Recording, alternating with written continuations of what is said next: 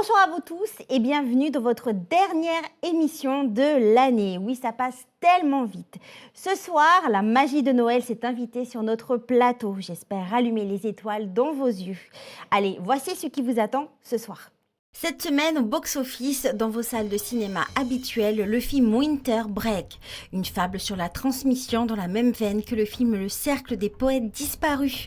Un film qui nous plonge en plein dans les années 70, dans une école préparatoire en Nouvelle-Angleterre, école qui se vide à l'approche des vacances de Noël. Enfin, pas totalement, puisque 3 individus que tout oppose vont former une famille improbable durant 2 semaines. Guillaume, mon invité du jour, amateur du 7e art, adore les vieux films, mais pas que. Ce soir, il nous parlera de sa passion pour le cinéma. Enfin, à travers le documentaire Merveilles de la nature, les Chocolate Hills aux Philippines, vous allez découvrir des collines aux couleurs brun cacao qui forment l'un des plus beaux paysages de la région, un paysage menacé par le réchauffement climatique. 2 belles choses à découvrir ce soir dans votre émission et ça commence tout de suite avec la sélection de films que j'ai faite spécialement pour vous. Allez, on la découvre tout de suite dans votre chronique à l'affiche. Oh, oh, oh. Et on commence avec le film Winter Break qui met en scène un prof d'histoire acariâtre, un adolescent rebelle et une cuisinière dépressive. Tous les 3 se retrouvent bloqués ensemble pour les fêtes de Noël. Et ben, ça promet.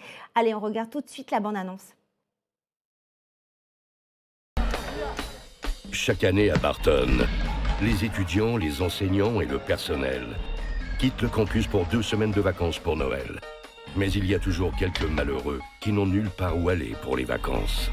Ils sont consignés. Monsieur Hanam, Bonsoir Marie. vous vous coltinez le babysitting de Noël cette année, alors comment ça se fait? Tu sais qu'il a fait ses études ici? Oui, c'est pour ça qu'il sait comment s'y prendre pour nous faire souffrir un maximum. Oh. Moi qui croyais que tous les nazis étaient cachés en La Argentine. ferme, Tolly.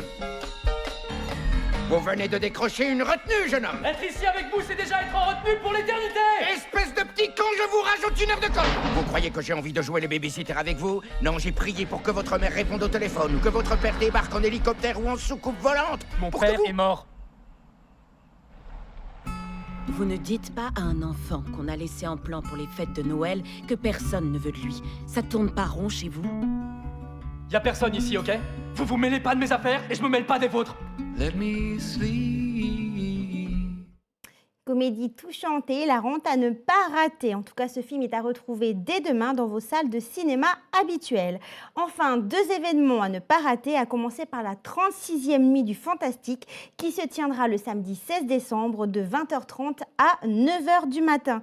Donc un véritable marathon cinématographique de 5 films fantastiques ou de science-fiction qui ont marqué cette année, donc l'année 2023. Si vous êtes prêt à vivre une nuit blanche remplie de magie et de dragons en famille ou encore entre amis, cette soirée est faite pour vous. On regarde ce qui vous attend. Cet homme est dangereux. Mais quoi qu'il arrive,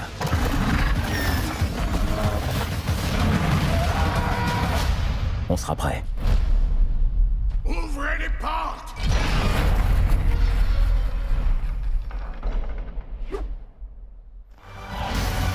Vous êtes prêts pour une dernière virée?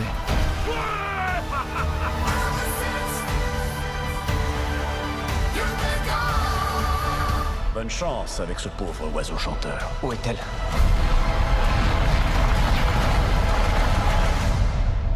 C'est un mystère. Et les mystères ont le don de rendre les gens dingues. Tu n'es pas toute seule à pouvoir protéger l'univers. Alors on est une équipe?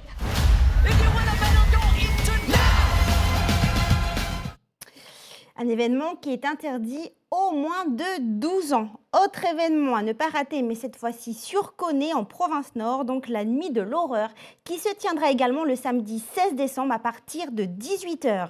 Une programmation 100% horreur rien que pour vous, avec 3 films qui ont marqué cette année. Allez, on regarde la bande-annonce. Des enfants ont disparu dans les années 80. La police a fouillé la pizzeria de fond en comble. Y a quelqu'un? On les a jamais retrouvés.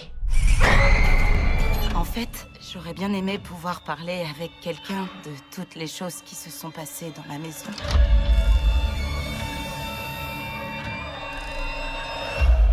Maman?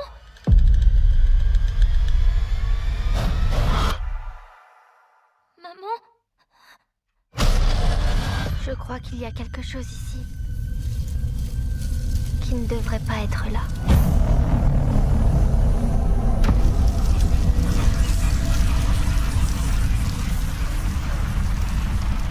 Qu'est-ce que tu as vu? J'ai vu une nonne. Eh bien, frisson garanti. Cet événement, je le rappelle, est interdit aux moins de 12 ans. Alors, tout au long de cette année, j'ai reçu des professionnels du cinéma, réalisateurs, costumiers, maquilleuses, régisseurs et bien d'autres encore, des métiers de passion sans qui le cinéma ne serait pas ce qu'il est. Un amour pour le 7e art que partage Guillaume, mon invité. Allez, on le retrouve tout de suite dans votre chronique Gros Plan. Oh, oh, oh. Guillaume, bonsoir. Bonsoir, Merci à toi d'être avec nous. avec plaisir. Alors, tu es membre du Sci-Fi Club. Mhm. Tu as également organisé la Nuit du Fantastique. Et ça s'appelait encore les 24 heures aussi. Voilà. Ce soir, je te reçois parce que tu es cinéphile. Mhm. Donc, c'est-à-dire que tu es un passionné de cinéma. C'est bien ça, hein. C'est bien ça. Voilà. Justement, avant de rentrer dans le vif du sujet, est-ce que il y a dès samedi la 36e Nuit du Fantastique. Est-ce que tu comptes y aller? Oui, quand même, il faut faire un saut. Allez-y, le programme est plutôt sympa, en plus Mhm. cette année encore une fois. Donc, n'hésitez pas à y aller, ça permet de découvrir aussi pas mal de bons films qui sont sortis dans l'année à moindre prix. Oui, voilà, c'est des films qui ont marqué l'année 2023. Donc, allez-y. Alors, justement, Guillaume, en tant que cinéphile, quel est ton rapport avec le 7e art? Ben, je dirais que je suis tombé dedans comme beaucoup, peut-être avant dans les années 80, où en fait, ben, quand tu es à la maison, il n'y avait pas beaucoup justement la télé. Donc en fait, on allait au vidéoclub, on choisissait une cassette et on la regardait tout le week-end, etc. Mhm.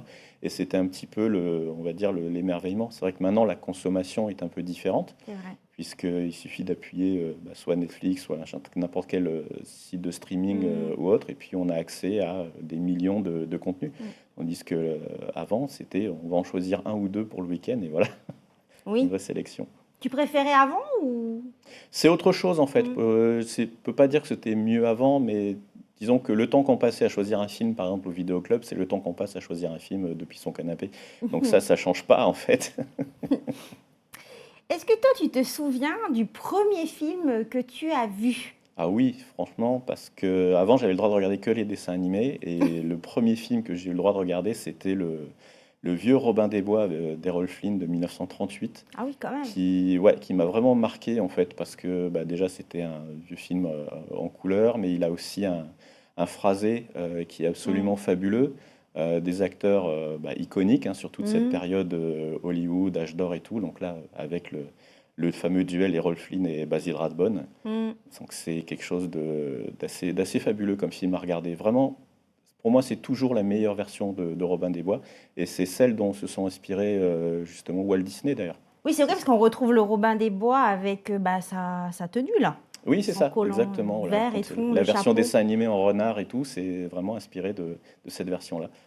Oui, parce que ça change de Ridley Scott où on voit, comment il s'appelle? Russell Crowe. Russell Crowe, ouais. C'est pas du tout la À même chaque chose. fois, on a toujours voulu réécrire ce genre d'histoire avec plus ou moins je dirais, de bonheur. Mm. Il y en a qui sont plus sympas que d'autres. Moi, personnellement, je préfère celle avec Kevin Costner, Le Prince des voleurs, Ah. que je trouve plus sympa, qui avait Mhm. qui montrait vraiment autre chose, quoi. En fait, Russell Crowe, j'ai trouvé trop sombre, Mm. avec quelque chose d'un peu plus léger, en fait, D'accord. là-dessus. Mais celle d'Errol Flynn reste toujours La ma meilleure préférée. version pour toi. Ouais. Quels sont les films qui ont marqué ton parcours de cinéphile? Il y en a Bah. beaucoup, j'imagine. Bah, il y en a tellement que c'est dur en fait Mm. de les citer. Donc forcément, il y a le Robin des Bois, mais il y a, je dirais surtout le Casablanca avec Humphrey Bogart, qui est juste une pure merveille en fait, hein. Mhm. J'ai mis du temps à savoir quel était mon film préféré après en avoir regardé autant. Et je pense que c'est vraiment Casablanca qui tient le haut du pavé, parce que tout est parfait en fait dans ce film, que ce soit la narration, les plans, le jeu d'acteur, l'émotion aussi qui est dedans, parce que c'est un film qui est quand même tourné pendant l'occupation allemande et qui parle justement de la résistance. Donc il y a énormément de choses justement qui sont hyper importantes et prégnantes dans le film. Donc il y a celui-là, il y a aussi le Superman de Richard Donner, là, celui de 1981, qui pour moi je crois que c'est celui qui m'a fait rentrer dans l'univers fantastique, pas forcément que super-héros. Puis bon, le Star Wars, hein, forcément, E.T. aussi, les Goonies. Les Goonies, oui, toute cette série des films des années 80 que moi je considère, ou que comme ce qui est présenté comme des films pour ados. C'est-à-dire que c'est une catégorie, je trouve, qui n'existe plus trop maintenant. C'est-à-dire que maintenant, on a fait soit des films pour enfants, soit des films pour adultes. Et on fait, je trouve, moyennement des films pour cette tranche vraiment ado, avec lesquels on a grandi, que ce soit effectivement les Goonies, Explorers, War Games, etc. etc. Il y a eu quelques films qui sont repris, comme Super 8, où Steven Spielberg a fait une petite incursion là-dessus, je crois. Si je dis pas de bêtises, c'est Spielberg. Il y a eu Les Dents de la Mer aussi, t'aimes bien? Les Dents de la Mer, j'aime bien parce que c'est forcément iconique. Ça fait un peu, c'est un peu à cause de ça que j'aime moins aller me baigner à la mer et tout. Je pense que ça a quand même traumatisé toute une partie de notre génération quand c'est sorti. Et puis aussi grâce à la musique. Oui, parce qu'avant tout, le point commun de tous ces films, c'est la musique, non? Ouais, la musique prend une part vraiment hyper importante dans le cinéma de ce côté-là. Bon, là, en fait, c'est beaucoup des musiques de John Williams, que ce soit celle de Superman, Star Wars ou Dans de la mer. Mais après, on a encore, si je cite Conan le Barbare avec la musique de Basil Polidoris, qui est juste extraordinaire. Il y a des films comme ça, où des fois qui ne payent pas de mine, où on a tendance un peu à dénigrer, mais qui ont des musiques tellement sublimes que le film en devient épique. Comme Cœur de Dragon aussi, par exemple, c'est un petit film qui peut passer inaperçu, mais qui a une musique absolument magique. Après, la musique ne fait pas tout, elle fait beaucoup. Mais voilà, il y a plein de films à citer. Je crois que j'arriverai pas à tout dire. Parce qu'il y a Le Parrain, il y a Rocky, il y a enfin toutes ces grandes sagas comme ça. Seigneur des Anneaux. Seigneur des Anneaux, forcément, pareil, avec une musique extraordinaire. Retour vers le futur. Retour vers le futur, même chose. C'est des films aussi qui représentent toute une époque. Vraiment assez années 80-90. Moi, c'est vraiment la période que je préfère dans le cinéma. Avec aussi ses plaisirs coupables, hein, parce qu'il y a des films que moi j'aime beaucoup aussi, le côté nanar, que ce soit un Toxic Avengers ou bien un American Warrior. Voilà, on a tous ces films en fait de la canon, qui étaient faits avec 3 fois rien, qu'on prenait justement au vidéoclub, qu'on regardait avec les copains avec 3 pop-corn et puis qu'on rigolait comme pas permis, et après on refaisait les fous dans la cour de récré, etc. C'était assez sympa, quoi. Les westerns, tu regardes ou pas? Western, j'adore, oui. C'est un genre qui malheureusement se fait un petit peu moins, qu'on retrouve un petit peu épisodiquement, contrairement à ce qui était dans les années 40-50, puis après 60, avec ces 2 périodes, avec les westerns classiques, que sont ceux les fameux de John Wayne, comme Rio Bravo, Eldorado, tout ça, ou La Chevauchée Fantastique, Les 7 Mercenaires, forcément. Avec Yul Brynner, Steve McQueen, enfin 7 Mercenaires, je crois que c'est un des meilleurs de cette période. Et puis toute la période western spaghetti qui a montré une autre façon avec la découverte de Clint Eastwood. Là-dessus, c'était assez épique, quoi. Bon, en tout cas, comme tu parles de western, alors n'oubliez pas que sur Calédonia, tous les dimanches à partir de 14h, sont diffusés des westerns américains des années 50. Le prochain, ça sera La Captive aux yeux clairs. Donc, c'est un film de 1952 avec Kirk Douglas. Alors, nous continuons notre échange. Donc, Guillaume, alors est-ce qu'il y a un film qui a failli te faire quitter une salle ou l'a fait pour de bon? Ou pas du tout? Non, pas du tout, en fait. Parce qu'il y a toujours un message qui est passé. Autant il y a des films qui peuvent être énervants ou autres, parce qu'on se demande où peut vouloir aller le réalisateur. Je dirais là, depuis en fait, qu'on a un petit peu échangé auparavant, moi c'est Napoléon qui m'a posé un peu de soucis. D'accord. Parce que, en fait, il est présenté d'un point de vue typiquement anglais. Donc il ne présente pas la richesse complète du personnage. Moi, c'est ça que je regrette. Et j'ai pas trouvé le film absolument épique, en fait, contrairement à tout ce que Ridley Scott nous avait habitués, comme Dans Gladiator, par exemple, même s'il y a des problèmes historiques, c'est pas ça qu'on regarde. Braveheart, il y a énormément de problèmes historiques dedans. Le film est absolument fabuleux. Donc, j'ai trouvé que Napoléon, en tant que produit cinématographique, n'était pas aussi intéressant qu'il aurait pu l'être. C'est juste ça. Voilà, c'est plus une déception. Mais je me suis pas levé pour autant. J'ai voulu essayer de savoir où il allait. Mais voilà, là, c'était au moins un film récent sur lequel je peux parler de ce genre d'expérience. Mais non, je suis resté jusqu'au bout. D'accord. Est-ce qu'il y a un film que tu n'avais pas envie d'aller voir, mais qui finalement était une révélation pour toi? Enfin, une révélation. Révélation, là, tout de suite. Non, je crois que j'ai toujours eu envie d'aller voir un film. Là, comme ça, de tête, je sais pas trop. Ça me La liste parle de pas. Schindler, ça te... La liste de Schindler, ça, c'est plus des films où il faut se préparer pour les regarder. Mhm. C'est plus ça. Parce que c'est un film qui est absolument prodigieux à regarder, qui est dur, C'est vrai. qui est vraiment très dur. C'est des films où, en fait, pour vraiment saisir toute l'émotion du film, on se dit, tiens, je vais me préparer, je vais regarder la liste de Schindler. C'est plus dans cette optique-là que j'ai mis du temps à le voir. Ouais, je crois que je suis pas allé le voir au cinéma d'ailleurs, Mhm. parce que je m'étais dit, j'étais pas prêt, puis après, j'étais tellement pas prêt que forcément, j'ai dû attendre de le voir à la maison. Et ouais, puis ça fait partie de toute cette période aussi, les films de Seconde Guerre mondiale qui m'ont marqué, soit justement aussi réalistes que la liste de Schindler, mais ou d'autres comme Le jour le plus long, Quand les aigles attaquent, Oui, etc. vraiment. Tous ces films des années 60, essentiellement, ont commencé à parler du conflit. Mais voilà, dans la liste de Schindler, il y a vraiment un côté... enfin, de toute façon, c'est Spielberg, la façon dont il raconte les histoires. C'est juste hyper touchant, en fait. Est-ce que, enfin, quel film tu emmènerais sur une île déserte? Bon, il faut bien sûr que tu sois bien équipé, hein. Oui, déjà, film ce serait certainement pas un film sur la cuisine ou autre, parce que je pense qu'on ne pourrait pas manger la même chose Ah, que... c'est sûr. Voilà, mais je dirais Casablanca, tout simplement, parce que quitte à en prendre un, autant prendre son film préféré. Eh ben oui, vaut mieux, hein. Voilà. D'accord. Alors, en 2050, est-ce que toi, tu penses que l'on fera toujours du cinéma? Oui, sans problème.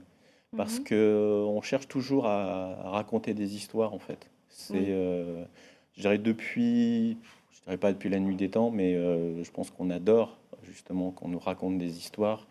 C'est pour ça qu'on raconte aussi des histoires aux enfants, pour qu'ils s'endorment, etc., quelle que soit la nature de l'histoire en elle-même.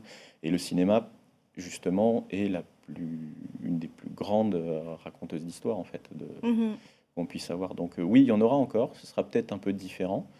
Les histoires reprendront certainement des classiques qui ont déjà été faits, puisque il y a des choses qu'on n'a pas vues, il y a des choses où on n'avait pas les moyens de les faire. Il a fallu quand même attendre les années 2000 pour qu'on puisse voir Le Seigneur des Anneaux sur grand écran de façon magistrale, parce que ça existait en dessin animé, mais c'était pas encore tout à fait ça.